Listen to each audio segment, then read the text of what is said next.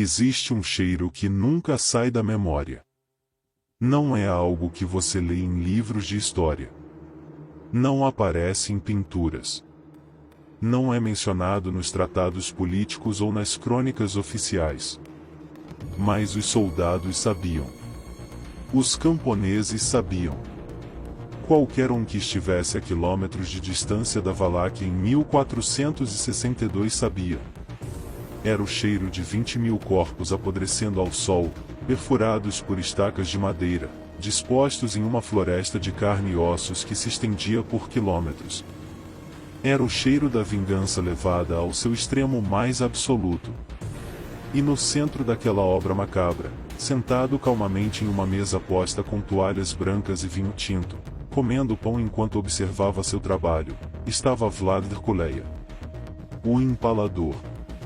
O homem que transformou o trauma infantil em política de Estado. O homem que ensinou ao império mais poderoso da época que terror não é apenas uma tática de guerra. É a arte. Vlad não nasceu monstro. Ninguém nasce. Monstros são esculpidos, cinzelados, moldados por anos de humilhação, traição e dor até que não sobre nada além de um vazio frio onde deveria existir piedade. Ele tinha 6 anos quando entendeu o que era ser peão em um tabuleiro de xadrez jogado por reis. Seu pai, Vlad Dracul, governante da Valáquia, fez um acordo com o Império Otomano.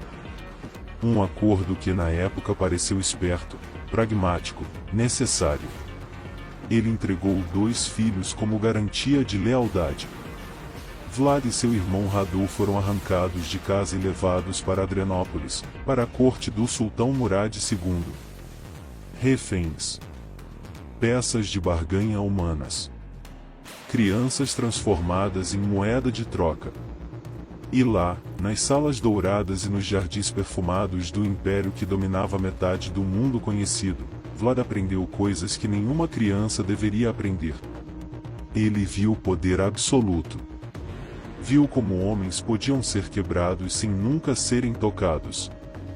Viu tortura transformada em espetáculo público. Viu execuções feitas com precisão cirúrgica, desenhadas não apenas para matar, mas para enviar mensagens. Ele observou, absorveu e guardou cada lição como quem guarda facas afiadas embaixo do travesseiro. Enquanto seu irmão Radu se adaptava, aprendia turco, tornava-se favorito do sultão, Vlad permanecia em silêncio, observando, esperando, planejando. Quando finalmente voltou para a Valáquia anos depois, ele não era mais aquele menino assustado. Era outra coisa. Algo forjado em humilhação e temperado em ódio frio. Ele descobriu que seu pai havia sido assassinado por boiars traidores, nobres locais que mudavam de lado como quem troca de roupa. Descobriu que seu irmão mais velho, Mirceia, havia sido enterrado vivo depois de ter os olhos arrancados. A família Draculaia, que por gerações tentou manter a Valáquia independente entre 2 impérios famintos por território, havia sido destroçada. E Vlad entendeu algo fundamental naquele momento, e misericórdia é luxo de quem tem poder. E ele não tinha poder. Ainda. Mas ia ter. E quando tivesse, o mundo ia sangrar. Ele assumiu o trono da Valáquia em 1456. Não através de herança pacífica ou coroação tradicional. Através de violência calculada. Ele matou todos que estavam no caminho. Literalmente. Boiás que haviam traído seu pai foram empalados. Não de qualquer jeito. Vlad era meticuloso. Ele estudou anatomia. Estudou a técnica otomana do empalamento, aquela mesma que viu ser aplicada quando criança. E aperfeiçoou. A estaca tinha que ser grossa o suficiente para não perfurar órgãos vitais imediatamente. Lisa o suficiente para não causar hemorragia instantânea. Oleada para deslizar pelo corpo. e posicionada com precisão para entrar pelo reto, atravessar o torso e emergir pela boca ou ombro. A vítima podia levar horas, às vezes dias, morrendo milímetro por milímetro, gritando até a garganta sangrar, enquanto corvos começavam a comer pedaços ainda vivos. E Vlad assistia. Sempre. Dizem que ele jantava entre as estacas, que molhava pão no sangue dos empalados, que ria quando alguém implorava por morte rápida. Eram histórias? Propaganda? Exageros de inimigos tentando demonizá-lo? Talvez. Mas também talvez não. Porque o que sabemos com certeza, o que está documentado em cartas diplomáticas, em crônicas de diferentes países, em relatos de testemunhas que não tinham razão para mentir, é que Vlad Dracula matou dezenas de milhares de pessoas. E quase todas por empalamento. Ele não fazia isso por prazer sádico. Bem, não apenas por isso. Vlad era estrategista. Cada execução era calculada para enviar mensagem. Quando mercadores saxões tentaram enganá-lo em negociações comerciais, ele não os multou. Empalou 400 deles na praça central de Brauv.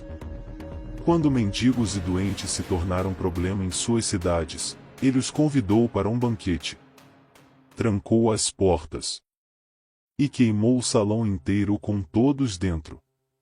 Quando descobriu que uma amante estava mentindo sobre estar grávida para manipulá-lo, ele a abriu com uma faca para verificar. E quando um embaixador otomano se recusou a tirar o turbante na presença dele, alegando tradição religiosa, Vlad mandou pregar o turbante na cabeça do homem com pregos de ferro. Tradição respeitada. Mas tudo isso era prelúdio. Ensaio. Porque o verdadeiro alvo da vingança de Vlad nunca foram boiás, saxões ou mendigos. Era o Império Otomano. Era Mehmed II, o conquistador, sultão que havia tomado Constantinopla anos antes e agora exigia que a Valáquia pagasse tributo. Exigia submissão. Exigia que Vlad se curvasse da mesma forma que seu pai havia se curvado. E Vlad tinha passado a vida inteira se preparando para este momento. Para dizer não. Para mostrar ao Império que o havia humilhado quando criança, que agora havia crescido. E estava faminto. Mehmed enviou emissários exigindo o pagamento do tributo. Vlad os empalou. Mehmed enviou pequenas forças militares para lembrá-lo de suas obrigações. Vlad as massacrou e empalou os sobreviventes ao longo das estradas, transformando a Valáquia em galeria de horrores viva. Mehmed ficou furioso. Como ousava aquele principado insignificante, aquela mancha no mapa, desafiar o império que havia conquistado metade da Europa e da Ásia? E em 1462, o sultão reuniu um exército. Não uma força de intimidação. Um exército de verdade. 60.000 homens. Cavalaria. Janízaros. Artilharia. E marchou para a Valáquia pessoalmente, decidido a esmagar Vlad como inseto. Vlad tinha menos de 10.000 soldados. Qualquer comandante racional teria fugido. Negociado. Se rendido. Mas Vlad não era racional. Era calculadamente insano. Ele conhecia o terreno. Conhecia seu povo. E mais importante, conhecia os otomanos. Porque havia crescido entre eles. Sabia como pensavam. Sabia o que os assustava. E decidiu dar a eles medo em escala industrial. Ele começou com guerra de guerrilha. Ataques noturnos. Envenenamento de poços. Queima de plantações. Táticas de terra arrasada que transformavam cada quilômetro de avanço otomano em pesadelo logístico. Mas isso era tática padrão. O golpe de mestre veio quando o exército de Mehmed se aproximou de Targovit, capital da Valáquia. Vlad havia abandonado a cidade. Não havia luta. Não havia resistência. Os otomanos entraram esperando saque fácil. E encontraram o inferno na terra. 20.000 corpos. Empalados. Dispostos em fileiras perfeitas que se estendiam por quilômetros.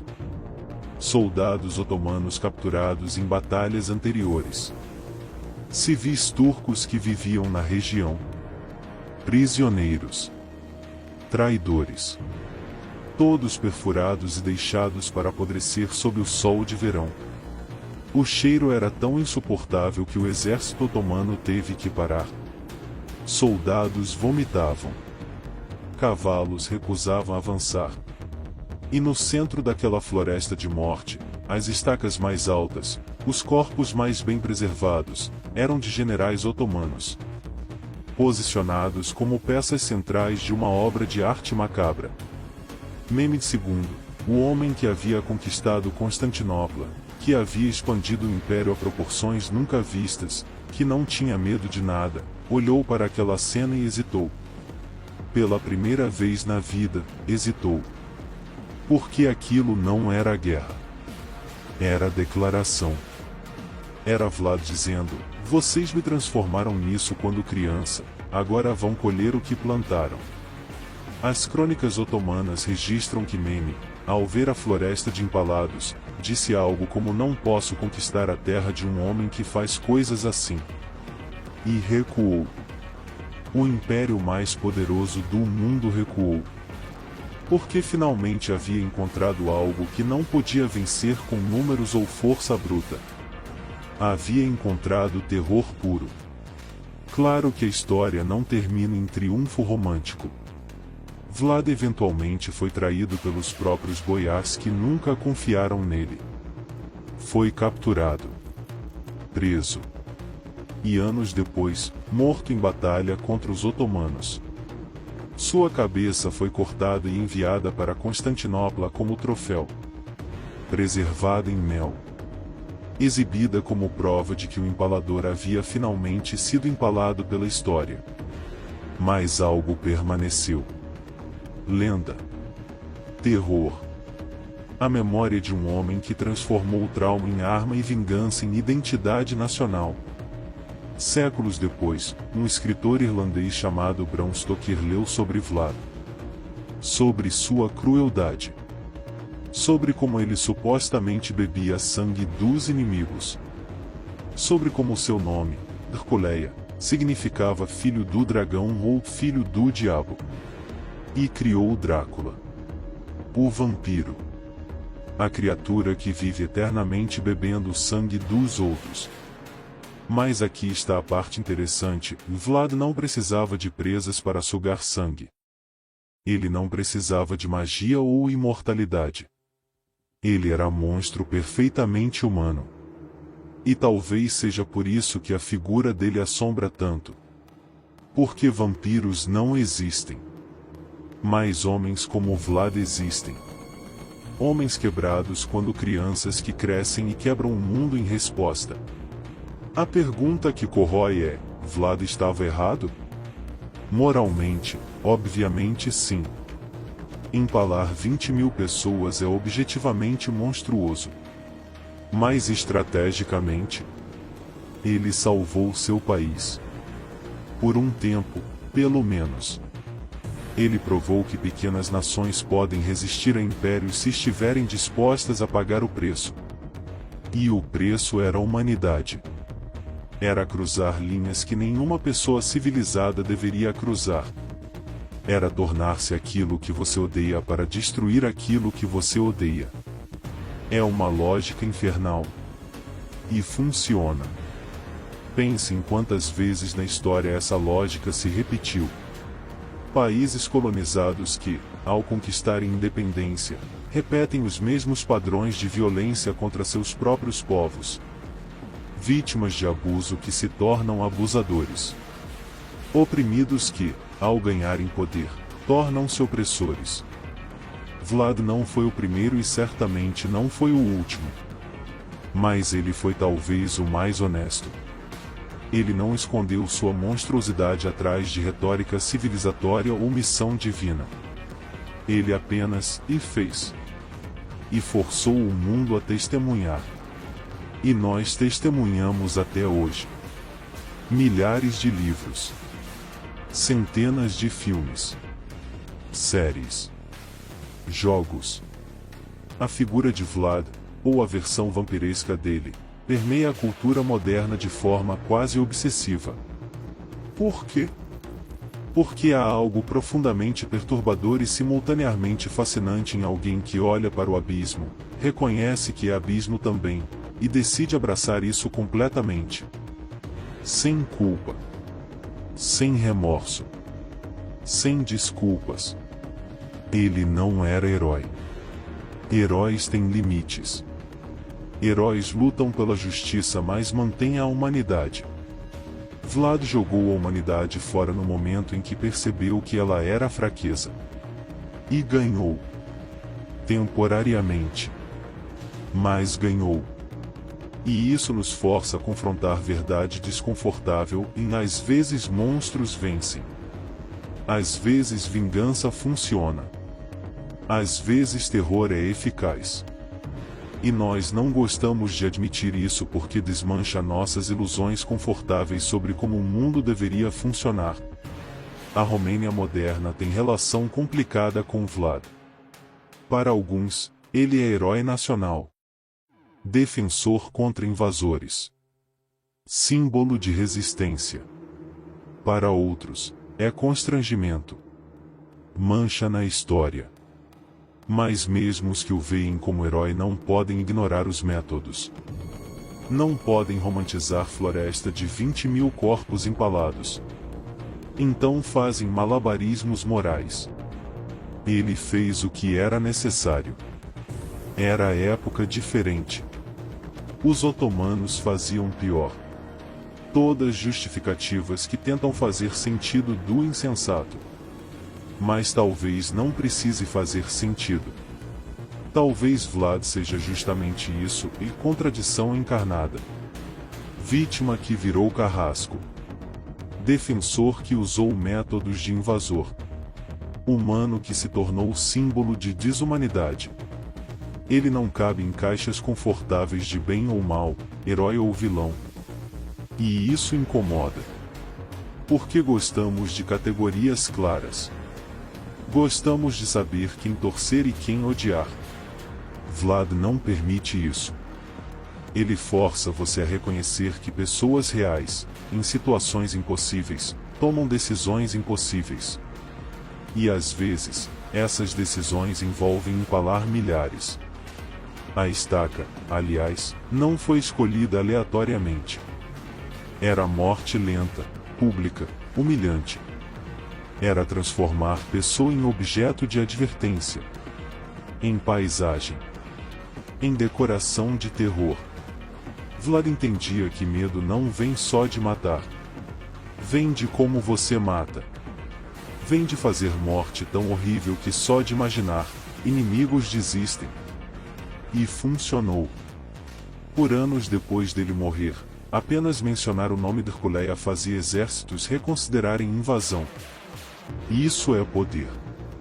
Poder que transcende vida física e se torna mito. Se torna arma psicológica que continua matando muito depois do corpo virar pó. E Vlad sabia disso. Cada empalamento era performance. Era teatro de crueldade desenhado para audiência específica, o Império Otomano. E a mensagem era clara: vocês podem me matar, mas o custo será tão alto que vai assombrar gerações. Ele estava certo. O custo foi alto. E ainda assombra. Hoje, turistas visitam o castelo de Bran na Romênia, chamado Castelo do Drácula, embora Vlad provavelmente nunca tenha morado lá. Compram camisetas. Tiram fotos. Fazem piadas sobre vampiros. E a história real, a história de criança traumatizada que cresceu e traumatizou nações inteiras, fica enterrada sob camadas de fantasia e comercialização. Talvez seja melhor assim. Talvez seja mais fácil acreditar em vampiros do que confrontar verdade. Humanos são capazes de horrores que nenhum monstro fictício jamais alcançaria.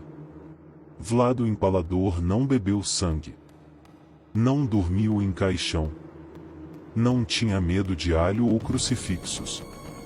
Mas ele entendeu algo sobre natureza humana que a maioria de nós prefere ignorar: e dor cria dor.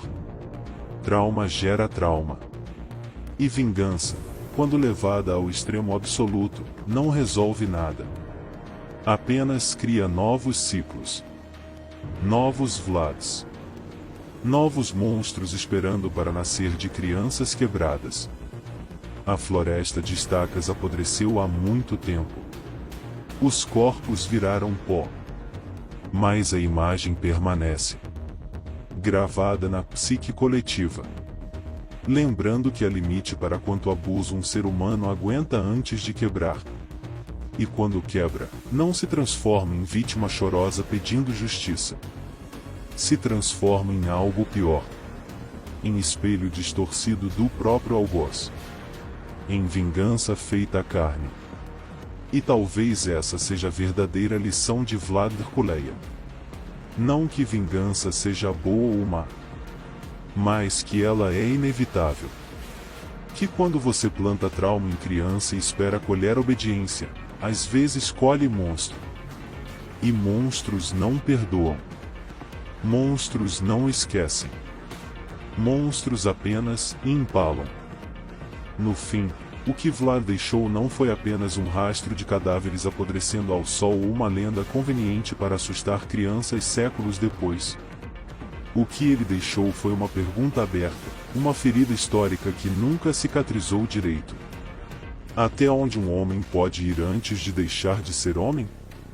Em que ponto a sobrevivência se transforma em monstruosidade deliberada?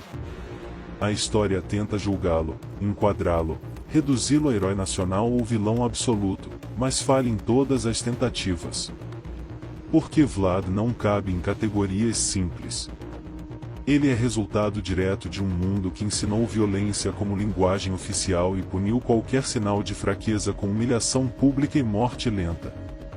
Ele aprendeu cedo demais que piedade era uma desvantagem estratégica e que o medo era a única moeda que impérios respeitavam. Vlad não foi uma anomalia isolada, um desvio estatístico da natureza humana. Ele foi consequência. Um produto lógico de traições repetidas, de infância roubada, de um sistema político onde o poder só se mantinha pela brutalidade. Isso é o que torna sua história tão desconfortável. Porque se ele fosse apenas louco, tudo seria mais fácil. Bastaria chamá-lo de monstro e seguir em frente.